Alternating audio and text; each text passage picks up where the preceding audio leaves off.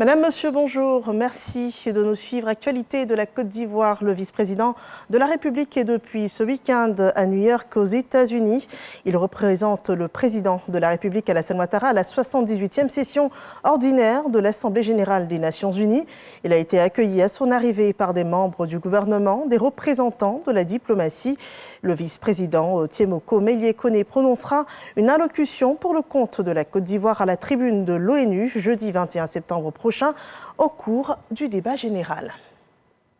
S'ouvre donc une semaine de haut niveau pour l'Assemblée générale des Nations unies. Le secrétaire général Antonio Guterres y attend 145 chefs d'État et de gouvernement pour des échanges autour des objectifs de développement durable adoptés en 2015 par l'ONU. Une rencontre de haut niveau qui reprend pour la première fois depuis la pandémie de Covid-19 et les crises feront partie des débats, notamment les crises en Haïti, au Soudan, éventuellement une reprise aussi du dialogue au Proche-Orient et également on parlera de la guerre en Ukraine.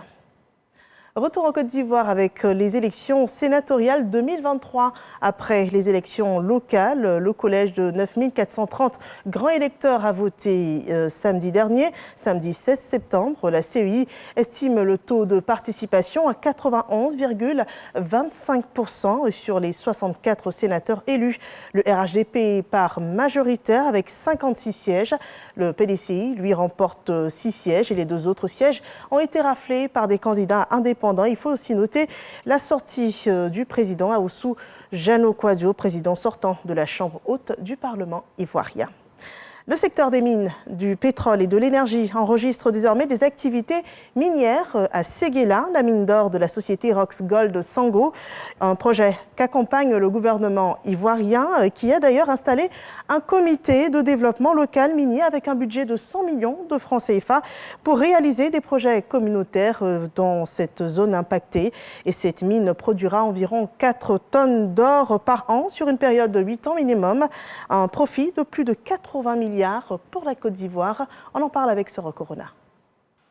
L'exploitation de la mine d'or de Séguéla est désormais l'affaire de la société Rosgold Sango, filiale du groupe Fortuna Silver Mines basé au Canada.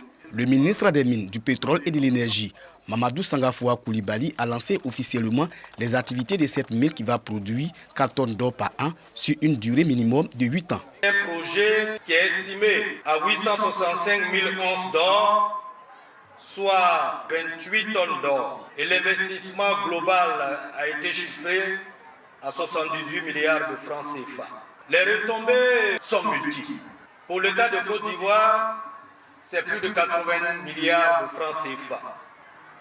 Et pour le CDLM que nous venons de mettre en place sur la durée de la mine, c'est à peu près 4 milliards de francs CFA qui seront mobilisés. Le ministre Bouaké Fofana a traduit la joie des populations de la région du Ourodougou pour les opportunités de développement et d'emploi qu'offre cette mine d'or. Cette mine permettra d'offrir du travail aux populations et sera, dans les mois à venir, d'une utilité quotidienne et essentielle pour chacun et l'objet d'une fierté bien légitime pour toute la région du Ourodougou.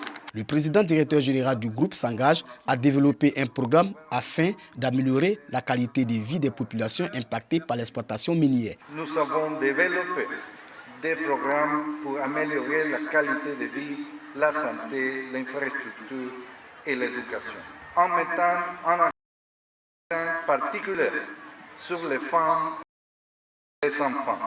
Deuxième temps fort de cette cérémonie, c'est l'installation et la remise de l'arrêté interministériel instituant le comité de développement local minier. Pour les 3 premiers mois d'activité, le comité a reçu un chèque de 100 millions de francs CFA. La mise en valeur des bas-fonds, de sorte que les femmes puissent les exploiter et produire assez de vivriers. Il y a aussi des écoles, des centres de santé à construire.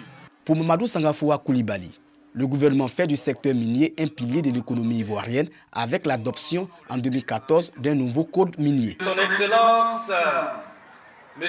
Alassane Ouattara, a décidé de faire de ce secteur le second pilier de notre économie.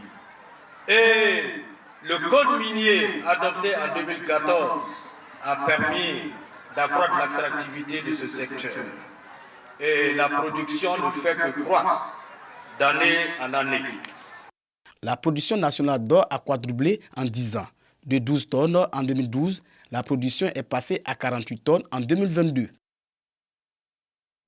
Et voilà donc un projet avec de grandes retombées pour l'économie ivoirienne et également surtout pour le développement dans la région du Ouagadougou. Nous partons à présent pour l'actualité internationale avec l'Ukraine qui revendique ce lundi la libération de 7 km² dans l'est et le sud occupés par l'armée russe. L'armée de l'air ukrainienne affirme aussi avoir détruit 18 drones et 17 missiles de croisière durant cette nuit.